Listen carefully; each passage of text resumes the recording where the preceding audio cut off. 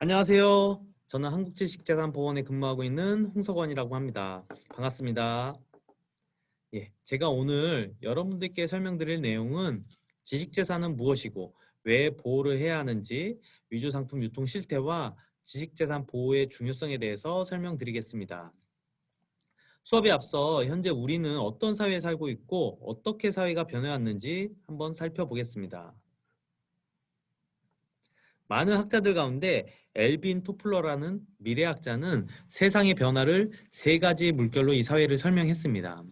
첫 번째 물결은 유목사회에서 농경사회로, 그리고 두 번째 물결은 농경사회에서 산업사회로, 마지막으로 세 번째 물결은 산업사회에서 정보사회로 변했습니다. 이 산업사회가 대량 생산의 사회였다면 정보사회는 대량 생산에서 벗어나 다양화된 제품의 생산, 그리고 지식이 기반이 되는 사회가 될 것이라고 이야기했어요. 이런 이야기를 언제 했냐면 무려 1980년도에 했답니다. 근데 지금 우리는 지식의 가치가 굉장히 중요한 정보사회에 살고 있습니다. 그럼 이 정보사회의 이후로는 어떻게 변할까요? 혹시 여러분 4차 산업혁명 시대라고 들어보셨나요? 이 4차 산업혁명이란 3차 산업혁명을 기반으로 한 디지털과 바이오 산업, 물리학 등 세 개 분야의 융합된 기술들이 경제체제와 사회 구조를 급격히 변화시키는 기술혁명이라고 합니다. 현재도 그렇지만 앞으로도 이 지식의 가치는 계속 높아질 겁니다. 그럼 여기서 말하는 지식의 가치가 무엇인지, 왜 중요한지 한번 살펴보겠습니다. 목차는 보시는 바와 같습니다. 간략하게 한국지식재산보호원에 대해서 소개해드리고, 지식재산권과 위조상품은 무엇인지, 또 위조상품 관련 현황과 문제점, 그리고 위조상품으로 인한 피해 사례는 무엇인지 살펴보고, 지식재산권 보호의 중요성에 대해서 설명드리겠습니다. 그럼 첫 번째로 한국지식재산보호원에 대해서 소개해드리겠습니다. 한국지식재산보호원은 발명진흥법 제55조의 1을 설립 근거로 국내 기업의 지식재산 보호 지원을 위한 지식재산 보호 전문기관입니다. 2009년 한국지식재산보호협회로 설립되어 올해 8월에 특수법인 한국지식재산보호원으로 개원했습니다. 주요 사업으로는 크게 국내와 해외 사업으로 나뉘는데요. 둘 다 우리 중소, 중견 기업의 지식재산을 보호하고 지원하는 사업들을 하고 있습니다. 전 국민을 대상으로 지식재산 보호 인식을 높이기 위한 홍보 활동부터 사회적 약자의 지재권 상담과 출원 서류 작성을 도와드리고 있고요. 온 오프라인 위조 상품 단속도 지원하고 기업의 영업비밀을 보호하기 위한 센터도 운영하고 있습니다. 또한 국내에서 발생하는 지재권 분쟁에 대한 정보 제공과 대응 전략 등을 지원하고 있습니다. 다음으로 지식재산권이란 무엇일까요? 지식재산권이란 지식을 재산으로서 보호해주는 권리입니다. 그리고 여기서 말하는 지식재산이란 공업, 과학, 문학 또는 예술 분야 등에서 지적 능력을 가지고 만들어낸 창작물을 뜻하고, 그 종류는 특허, 실용신안, 디자인, 상표권과 같은 산업재산권, 그리고 저작권, 그리고 신지식재산권으로 나눌 수 있습니다. 저는 이 중에서 산업재산권에 대해서 많이 얘기할 거예요. 그럼 산업재산권은 앞서 얘기했듯이 특허, 실용신안, 디자인, 상표권을 총칭하고 특허청에서 출원하고 등록을 받으면 배타적 독점권이 부여되는 권리입니다. 좀 더 쉽게 설명하자면 여러분이 어떤 새로운 발명을 했어요. 그래서 특허청에 저 이런 발명했습니다 라고 알려주시는 거예요. 그럼 특허청에서 살펴보고 이게 기존에 없었던 새로운 발명인지, 그리고 기존에 발명해서 누가 쉽게 생각하거나 개량해서 만들 수도 없고 이게 산업상 이용이 가능하다고 판단이 되면 등록을 해줍니다. 그럼 여러분은 그 발명품을 이용해서 제품을 만들어 팔 수도 있고, 누가 같은 제품을 만들어 팔려고 하면 만들지 못하게도 할 수 있다는 거예요. 보호 기간은 특허와 디자인은 20년이고 실용신안과 상표는 10년입니다. 다만 상표권은 계속 갱신이 가능합니다. 각 권리를 예를 들어 설명하겠습니다. 만약 지금까지 세상에 존재하지 않은 시계를 누군가 최초로 만들었다면 이걸 특허로 등록이 가능합니다. 근데 이미 발명된 시계에 초까지 확인할 수 있는 초침을 넣어서 시계를 더욱 편리하게 개선했다면 이건 실용신안으로 등록할 수가 있어요. 그리고 시계 모양, 색상, 재질 등을 다르게 만들었으면 디자인권으로 등록할 수가 있고 상표권은 다른 회사의 시계와 구분할 수 있는 상표를 말합니다. 그럼 제가 문제를 하나 내볼게요. 사업자 본인이 제조한 상품을 다른 업체의 상품과 구별하기 위하여 사용하는 기호, 문자, 도형 따위의 일정한 표지를 무엇이라고 할까요? 한번 마음속으로 한번 번호를 맞춰보세요. 예. 정답은 1번 상표입니다. 다들 맞히셨죠? 다음은 위조 상품에 대해서 알아볼 텐데요. 그 전에 간단한 퀴즈를 풀어보겠습니다. 첫 번째는 카카오 프렌즈의 라이언 인형인데요. 둘 중에 하나는 정품, 하나는 위조 상품입니다. 어떤 게 정품 같으세요?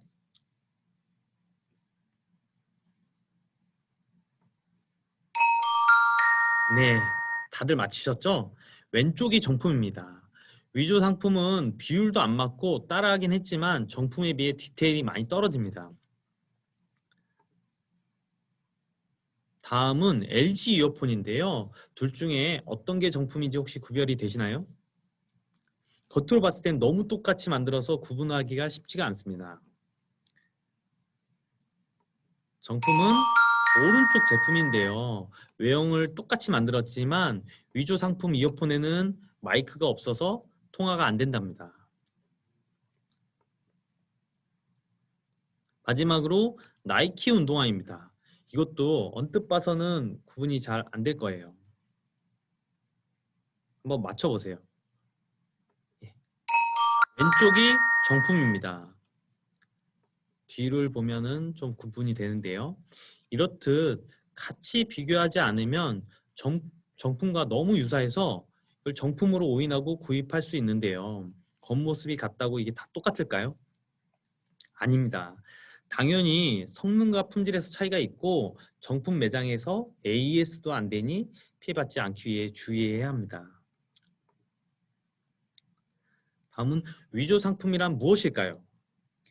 기술 도용은 물론이고 상표나 상품 외관, 포장 등을 유사하게 하여 소비자를 혼동하게 하는 제품으로서 동의어로는 짝퉁, 모조품, 가품, 미투, 데드카피 등이 있습니다. 우리가 알고 있는 이 짝퉁, 즉 위조 상품은 타인을 속일 목적으로 진짜처럼 보이게 만들어 판매하는 상품을 말합니다. 이는 권리를 보호받고 있는 기존의 상표, 즉 정품을 무단으로 도용한 가짜 상품을 말하는데요. 또한 이와 유사한 상품을 만들어서 소비자들에게 혼란을 일으키는 상품 역시 위조 상품이라고 할 수 있어요. 이런 위조 상품으로 인한 지식재산권 침해는 유명 브랜드를 모방한 가방, 신발, 의류, 액세서리, 시계 등을 비롯해서 휴대폰, 게임기 등 전자제품뿐만 아니라 의약품, 화장품, 건강식품 등 다양한 제품 분야에서도 발견되기도 합니다. 이런 위조 상품은 상표법 위반으로도 처벌할 수가 있고 부정경쟁 방지법 위반으로도 처벌할 수가 있어요. 상표법 위반 시에는 7년 이하의 징역 또는 1억 원 이하의 벌금이고 부정경쟁 방지법 위반 시에는 3년 이하의 징역 또는 3천만 원 이하의 벌금에 처해 줄 수 있습니다. 만약 여러분이 가지고 있는 굉장히 소중한 물건을 누군가 훔쳐가서 팔았어요. 그럼 여러분은 재산상의 손해를 입었다고 해서 아마 훔쳐간 사람을 찾아서 처벌하려고 할 겁니다. 그럴 경우 상황에 따라서는 절도해서 판 사람과 그 작물을 취득한 사람 모두 처벌을 받습니다. 하지만 이 똑같이 재산적 가치를 가지고 있는 지식재산권은 침해하고 유통한 사람만 처벌을 하고 있어요. 그렇다고 해서 위조 상품을 계속 찾고 구매한 사람들이 계속 늘어난다면 어떻게 될까요? 어떻게든 불법적인 이득을 취하려는 자들이 계속 나올 겁니다. 예, 그럼 퀴즈를 하나 더 내볼게요. 위조 상품을 제조 또는 판매하면 상표법 제230조에 의하여 몇 년 이하의 징역 또는 몇억 원 이하의 벌금을 받는다. 짝퉁을 제조 판매하면 상표법 위반으로 몇 년 이하의 징역 또는 몇억 원 이하의 벌금을 받을까요? 네, 정답은 7년 이하의 징역 또는 1억 원 이하의 벌금을 받습니다. 다음은 위조 상품과 관련된 현황과 문제점들을 한번 살펴보겠습니다. 우리나라 위조 상품 시장 규모는 세계 9위 수준으로 추정하고 있어요. 그리고 14년도 신문을 보시면 국내 시장에서 5조 2천억 원에 달하는 짝퉁들이 유통되고 있고 이로 인해서 걷지 못한 세금이 무려 5,200억 원에 달한다고 합니다. 그리고 전 세계적으로 약 570조 원의 짝퉁이 거래되고 있으니까 이게 우리나라만의 문제는 아니에요. 작년에 저희 보호원에서 중국 온라인 쇼핑몰인 알리바바에서 유통 중인 한국 위조 상품 2만 천여 건을 차단했는데요. 이게 경제 효과가 무려 948억 원에 달한다고 합니다. 우리나라는 미국, 중국, 일본, 유럽과 함께 산업재산권 세계 5대 강국 중에 하나입니다. 그럼에도 불구하고 국민의 위조 상품에 대한 근절 인식은 좀 저조한 편인데요. 지속적인 단속 강화에도 불구하고 위조 상품의 유통 방식이 점점 진화되고 음성화되어서 줄지 않고 있는 실정입니다. 오프라인 매장에서의 유통은 많이 줄었지만 계정 생성과 탈퇴가 용이한 SNS 또는 포털 등에서의 판매는 계속 늘어나고 있습니다. 이런 위조 상품이 계속적으로 유통이 되면 어떤 점이 문제가 될까요? 우리가 위조 상품을 구입하게 되면 많은 시간과 노력을 투자해서 정품을 판매하는 우리 기업들에게 금전적으로 막대한 손해를 끼치고 그럼 우리 친구들과 가족들이 일하고 있는 일터가 사라질 수 있습니다. 그렇죠? 그리고 무엇보다 가장 중요한 것은 식품, 의약품과 같은 상품은 국민의 건강과 안전에 직접 연관이 되어 있기 때문에 심각한 문제를 일으킬 수도 있습니다. 다음은 위조 상품으로 인한 문제를 네 가지 측면에서 설명드리겠습니다. 첫 번째는 상거래 질서 측면입니다. 상품 출처 혼동, 품질 오인에 따른 불신이 증가하고 유통 구조가 문란해질 수 있습니다. 두 번째는 소비자 생활 측면입니다. 왜곡된 소비 풍습을 조장할 수 있고 소비자의 재산적, 심리적 피해 건강과 안전 등의 위협이 될 수 있습니다. 세 번째는 국내 산업적인 측면인데요.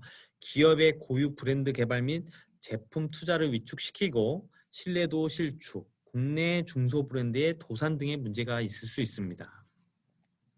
마지막으로 대외 통상적 측면인데요. 국가 이미지가 실추되고 대외 통상 마찰 및 외국인 투자 유치에 부정적인 영향을 줄 수가 있습니다.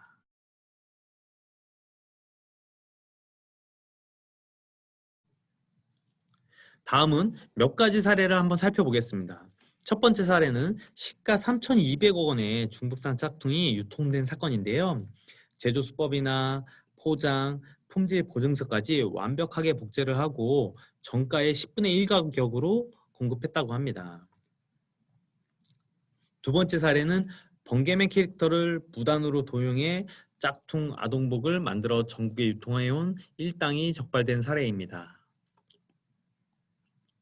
마지막으로 최근에 나온 사례인데요. 우리가 집에서 TV를 통해 볼 수 있는 홈쇼핑처럼 인스타그램 라이브 방송을 통해 짝퉁 명품을 판매해온 일가족이 붙잡힌 사건입니다. 이들은 해외 명품 가방 등의 위조 상품을 무려 2만 6천여 점을 판매해 왔는데요. 이들이 판매한 제품은 정품 시가로 무려 625억 원에 달했다고 합니다.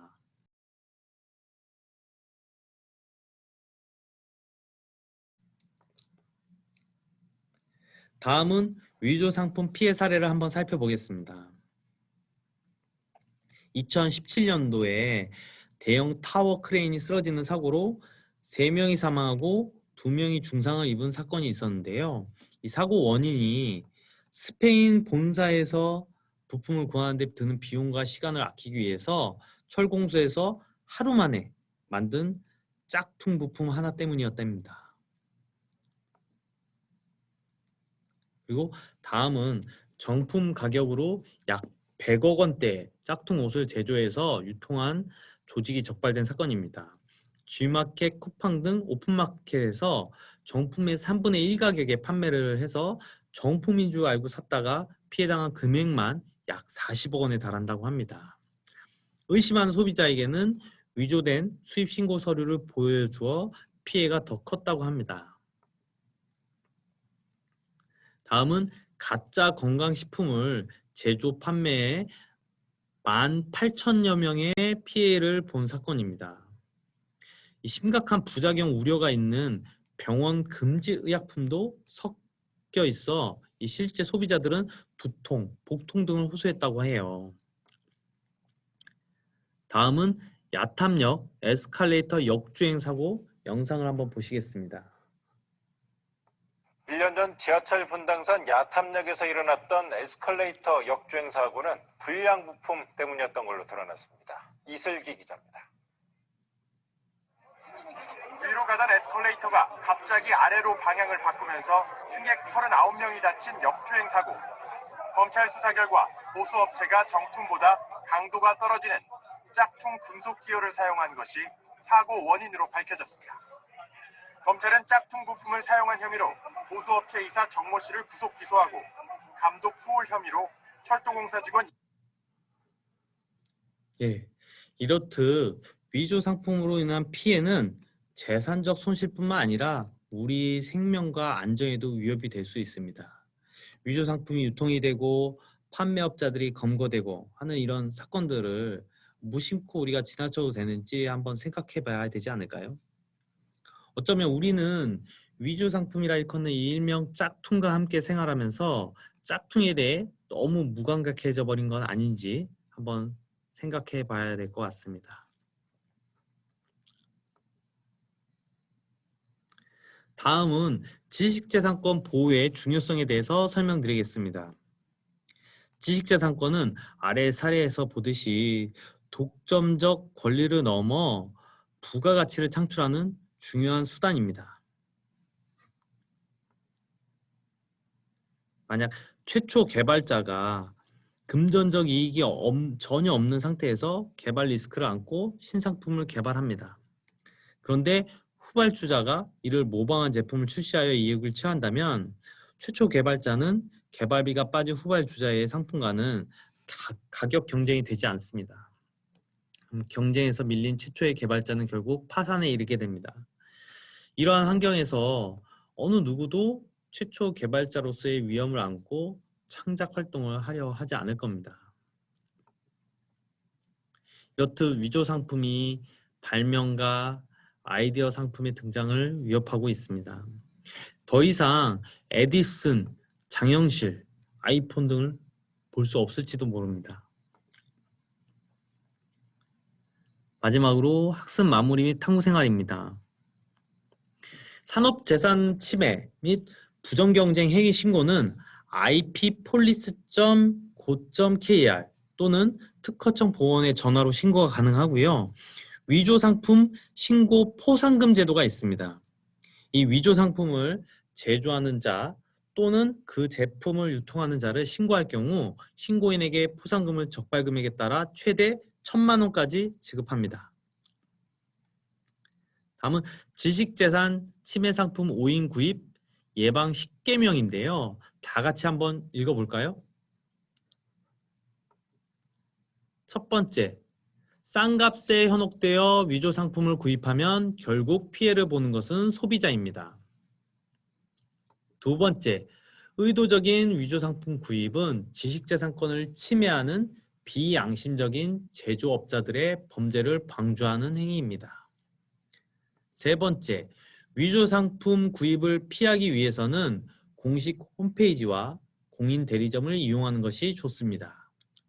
네 번째, 인터넷 오픈마켓이나 수입 판매점을 이용할 때 병행 수입품에 섞여 있는 제품의 위조 여부를 꼭 확인합시다. 5번째, 지나치게 저렴한 가격이면 위조 상품인지 확인해 봅시다. 6번째, 홀로그램이나 바코드와 같은 인증 장치를 통해서 정품을 확인할 수 있습니다.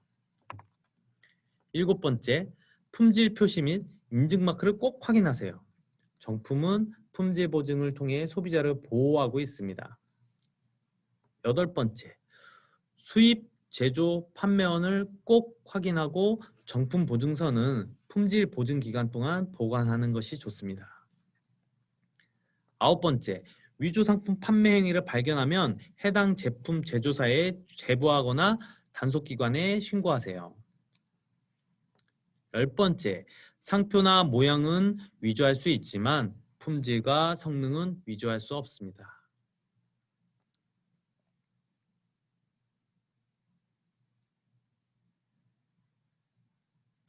예, 이제 지식재산 보호에 관한 영상을 시청하겠습니다.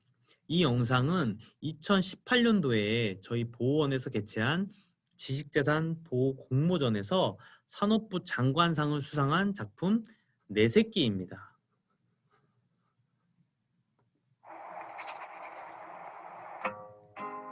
천신만고 끝에 내가 나왔습니다.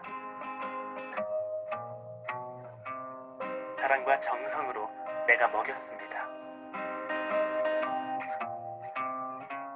모두에게 사랑받는 아이가 되길 바라며 내가 길렀습니다. 자신의 디자인이 잘 되길 바라는 모든 창작자들의 마음, 바로 아이를 바라보는 부모의 마음과 같습니다.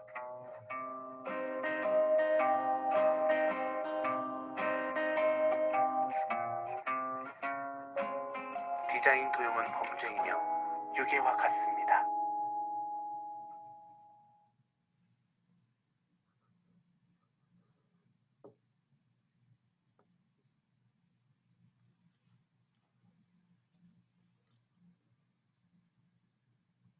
네, 이 영상은 올해 만든 지식재산 보호 공익광고 올바른 선택편입니다.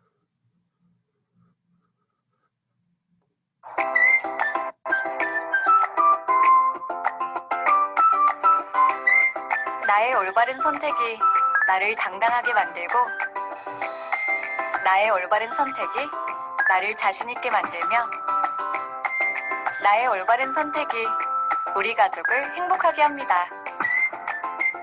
당당하고 자신 있게 행복하게 쓰는 정품. 수많은 우리 기업에 큰 힘을 실어줍니다. 나와 가족, 그리고 우리 기업을 지키는 작은 실천. 올바른 선택이 그 시작입니다.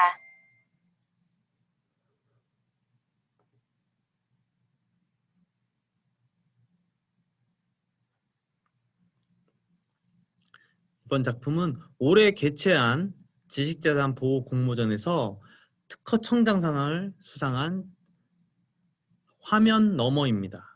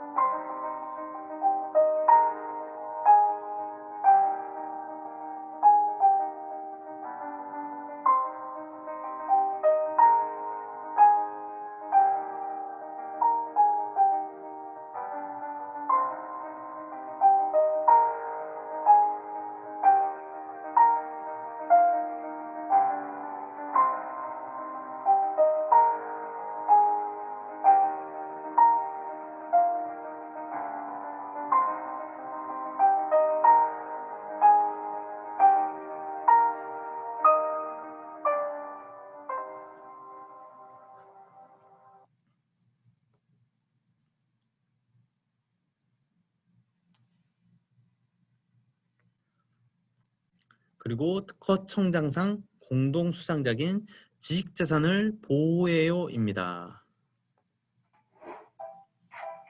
많은 시간의 노력으로 꽃피운 내 아이디어를 다른 사람이 가지고 갔다고?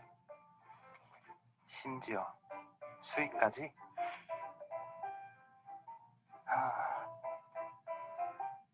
우리가 지식재산권을 보호받지 못한다면 개인 개발자 또는 기업의 유혹과 사기가 저하되어 새로운 콘텐츠나 아이디어가 줄어들게 될 거예요. 이것은 국내 산업 발전과 경제사회 전반에 악영향으로 이어지며 기업 및 국가의 이미지에도 타격이 될 수 있어요. 이처럼 지식재산권은 개인과 기업뿐만 아니라 국가에도 영향을 미칠 수 있는 문제이기 때문에 쾌적한 생활, 국내 산업 발전, 국가 경쟁력, 그리고 우리 모두를 위해서 지식재산권을 보호해야 합니다.